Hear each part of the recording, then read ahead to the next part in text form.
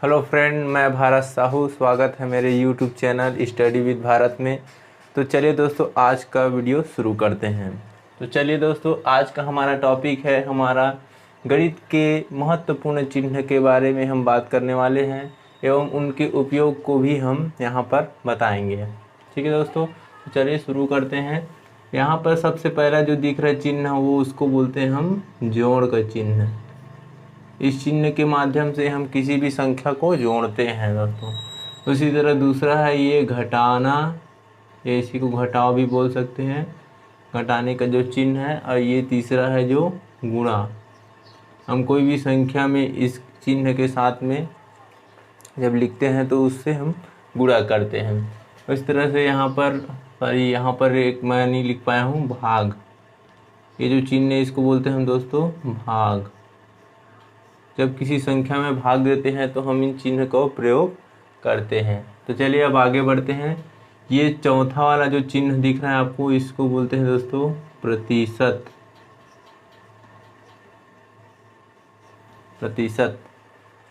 प्रतिशत को हम इससे दर्शाते हैं दोस्तों। जैसे कि हमको अगर 100% लिखना है तो हम हिंदी में नहीं लिख के सीधा हम इनके चिन्ह के द्वारा लिख सकते हैं 100%। इंग्लिश में इसको परसेंटेज बोलते हैं। ठीक है दोस्तों, आगे चलते हैं। इसको बोलते हैं चूंकि।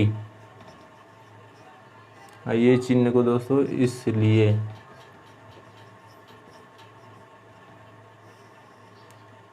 इसका चूंकि और इसलिए का प्रयोग गणित में ऐसे सवालों के लिए होता है, जैसे अगर कहें कि 5 कापियों की कीमत 10 रुपये है, इसलिए 20 कापियों की कीमत बराबर। आप उसको हल करके देखेंगे।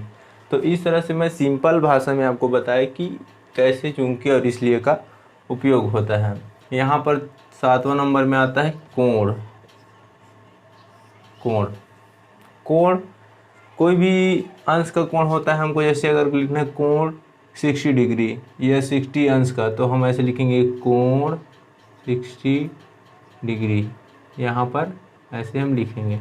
तो इसको हम पहले को पढ़ेंगे कोण 60 डिग्री। अगर इसको हम हटा देंगे तो ओनली 60 डिग्री पढ़ेंगे, लेकिन इसको अगर लगा देंगे तो कोण 60 डिग्री ऐसा पढ़ेंगे।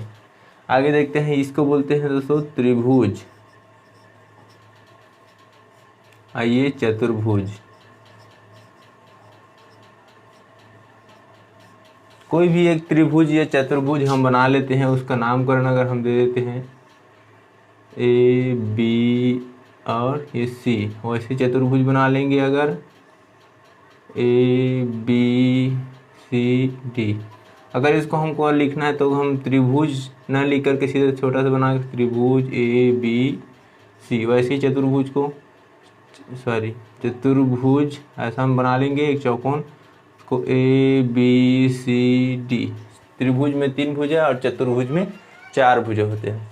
आगे चलते हैं। ये वाला जो चिन्ह दिख रहा है इसको अनंत कहते हैं। या इसी को अपरिभाषित भी बोलते हैं, अपरिभाषित। इंग्लिश में इसको इन्फिनिटी भी बोलते हैं। तो अपरिभाषित, इसका ये जो मान कहाँ से आया? अपरिभाषित जो हम बोलते हैं, जैसे कोई भी संख्या मान लो हम 1 ले लेते हैं, 1 में हम 0 से भाग देते हैं तो इसका मान अपरिभाषित आता है। यानी कोई भी संख्या अगर ले ले हम, उसमें अगर 0 से हम भाग देते हैं तो उसका मान अपरिभाषित आता है, मतलब उसके मान को हम ज्ञात नहीं कर सकते, इसलिए इसको अनंत बोल देते हैं। तो इसको अपरिभाषित भी कहा जाता है, जिसका परिभाषा हम नहीं दे सकते। इसको बोलते हैं दोस्तों अंश। जैसा कि मैंने यहाँ पर 60 डिग्री यहाँ पर छोटा सा बिंदी लगाया, इसी को बोलते हैं अंश। आगे आता है, इसको लंब कहते हैं। लंब, जैसे कि कोई एक हमारा एक रेखा है ए बी और इस पर हमने एक लंब डाल दिया एम एन। ठीक है, तो हम इसको अगर लिखना चाहें तो ए बी लंब एम एन, इस तरह से हम इसको लिखेंगे। तो ये लंब कहीं भी हमारा जो रेखा से संबंधित होते हैं उसमें लंब का प्रयोग किया जाता है। इसको बोलते हैं बराबर नहीं है। बराबर को तो आप जानते हैं, ये सब लिखा है, ये सब बराबर है, लेकिन ये जो है बीच में कट आ गया है तो ये बराबर नहीं है। फिर आता है, इसको बोलते हैं वर्गमूल, इसको बोलते हैं घनमूल। जैसे अगर हम 25 का वर्गमूल निकालें तो 25 का वर्गमूल होता है 5। उसी तरह से हम यहाँ पर लिख दिए 25, उसी तरह से 125 का घनमूल, 125 का वो घनमूल भी 5 होता है। तो यहाँ पर 2 रहता है, लेकिन 2 लिखने की ज़रूरत नहीं है क्योंकि गणनी का मान 1/2 होता है। उसी तरह से ये जो है 125 यहाँ पर 3 लिख दिए तो ये घन हो गया, ये वर्ग हो गया। तो हम इस तरह से करणियों में, घात वगैरह वाले में हम इसका उपयोग करते हैं। आगे देखते हैं, इसको कहते हैं दोस्तों समांतर। समांतर जैसे कोई रेखा है, अगर हम बना देते हैं, कोई रेखा AB है और कोई रेखा ऐसा CD है। रेखा कोई भी लंबा छोटा लंबा हो सकता है, लेकिन ये जो दोनों रेखाएं आपस में एक दूसरे को कभी प्रतिच्छेद, मतलब एक दूसरे को ऐसा जाके ऐसे नहीं काटेगी, सीधा सीधा चलते रहेंगे। तो इस तरह से जो रेखा होती है उसको हम समांतर रेखा कहते हैं। तो अगर इसको हम लिखेंगे तो AB समांतर CD, इस तरह से हम इसको दर्शाएंगे। तो आपको समझ में आओगे समांतर। आगे चलते इसको प्रश्नवाचक, इसको तो सभी जानते हैं, प्रश्नवाचक चिन्ह है।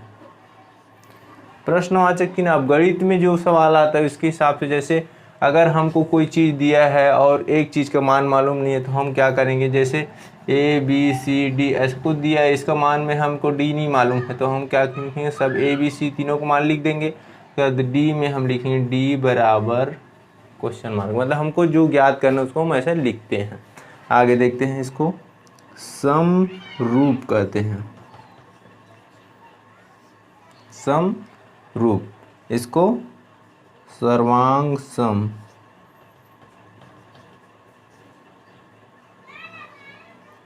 देखिए समरूप और सर्वांग सम दोनों में डिफरेंट है। जैसे देखिए समरूप की हम अगर बात करेंगे तो अगर मैंने 2 त्रिभुज बना दिए, एक त्रिभुज,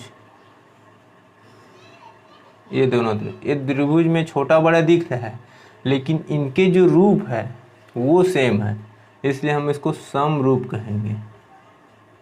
लेकिन ये सर्वांग सम नहीं है। सर्वांग सम मतलब ऐसा कोई भी आकृति जो एक दूसरे को पूरी तरीके से ढक ले उसको हम सर्वांग सम कहते हैं। ये सर्वांग सम है।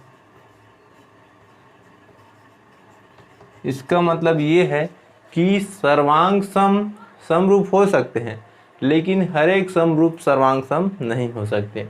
यहाँ पर एक दूसरे को ढक लेता, मतलब देखिए सभी अंग इनके समान, इसके सर्वांग सम, इसके जो वर्ड है उससे हम समझ सकते हैं कि सर्वांग सम माने कि सभी अंग समान है और समरूप माने कि उनके रूप समान पर, चाहे उसके आकार में छोटा बड़ा हो सकता है। ठीक है, आगे चलते हैं, इसको बोलते हैं अनुपात। अनुपात, देखिए अनुपात, अगर हमको किसी चीज़ को लिखना है कि मान ले जाए ये जो रेखा है ये 5 सेंटीमीटर का है और एक छोटा हम रेखा बनाते हैं इसको 3 सेंटीमीटर, तो इन दोनों में अनुपात क्या होगा, तो हम इसको लिखेंगे 5:3। ठीक है, इस तरीके से हम अनुपात को लिखेंगे। ये जो 2 बिंदी वाला चिन्ह दिख रहा है आपको, इसको अनुपात कहते हैं। आगे बढ़ते हैं, ये जो आपको चिन्ह दिखाई दे रहा है इसको बोलते हैं प्रति। ऐसे कोई चीज़ को हम जैसे लिखते हैं मीटर प्रति सेकंड, इस तरह से हम लिखते हैं। तो बहुत सारे चीज़ हम इसमें ऐड कर सकते हैं। तो ये जो गति वगैरह में हमारा प्रयोग होता है और गणित के बहुत सारे क्षेत्र में भी इसका उपयोग किया जाता है। आगे देखते हैं, ये छोटा कोष्ठक,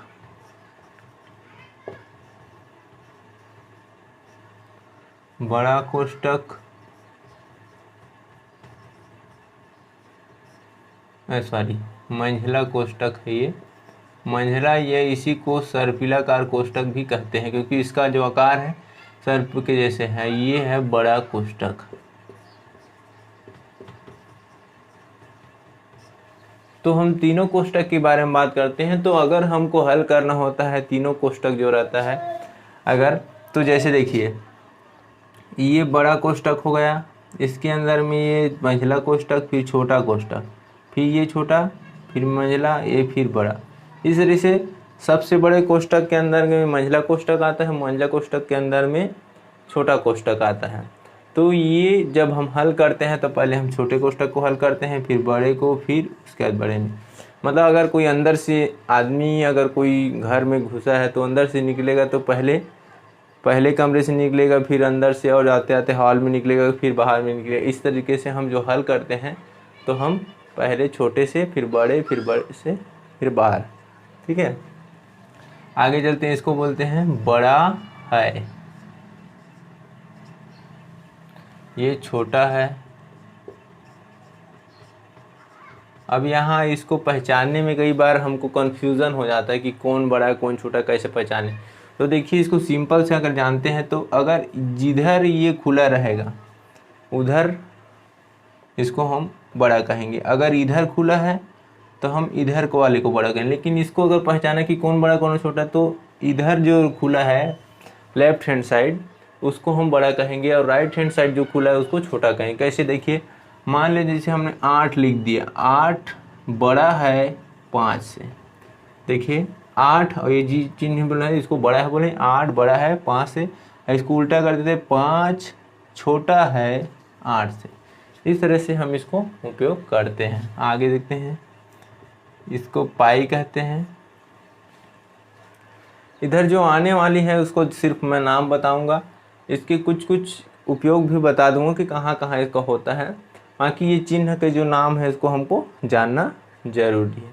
ठीक है, चलिए देखते हैं। इसको कहते हैं पाई।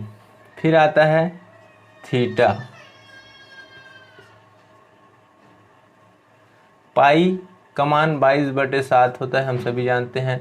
ये जो है वृत्त वाले चैप्टर में प्रयोग किया जाता है। वृत्त की परिधि ज्ञात करते हैं तो उसका जो सूत्र आता है उसमें हम पाई का मान रखते हैं, फिर उससे ज्ञात करते हैं थीटा जो है जैसे त्रिकोणमिति वगैरह में है, या फिर कोई भी कोण का जो मान होता है, वास्तव में थीटा मतलब किसी कोण का मान होता है, उसमें हम प्रयोग करते हैं। फिर आता है ओम।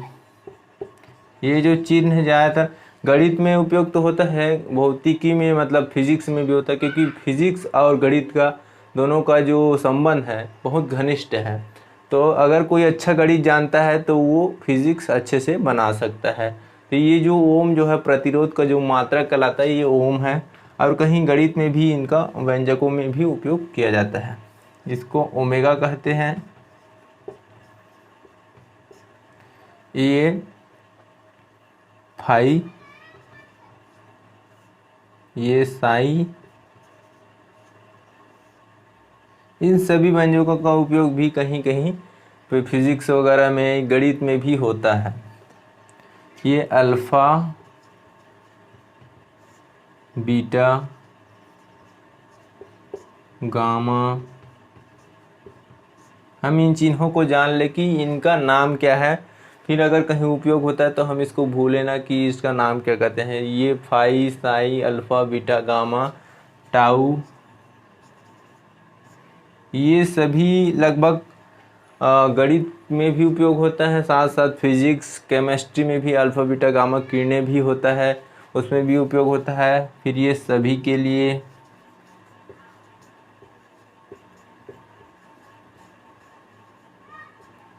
अगर किसी चीज़ को दर्शाना है कि ये चीज़ सभी के लिए, तो हम इस सभी के आगे में ये लगा देते हैं, तो सभी के लिए लिखना नहीं पड़ता है। फिर सिग्मा वगैरह, जैसे कि हम कोई भी ये सांख्यिकी में उपयोग करते हैं कि किसी संख्याओं का जब हम कुल टोटल निकालते हैं तो सिग्मा करके ज्ञात करते हैं। आगे है ये डेल्टा, और ये आता है आगे लैम्डा।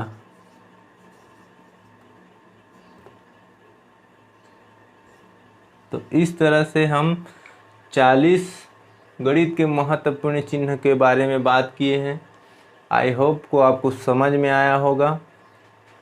अगर इनमें से कोई भी अगर आपको कुछ समझ नहीं आया होगा तो आप हमें कमेंट बॉक्स में लिख करके भेज सकते हैं, बता सकते हैं। हम आपको अलग से हम आपका रिप्लाई करने कोशिश करेंगे। ठीक है, धन्यवाद दोस्तों।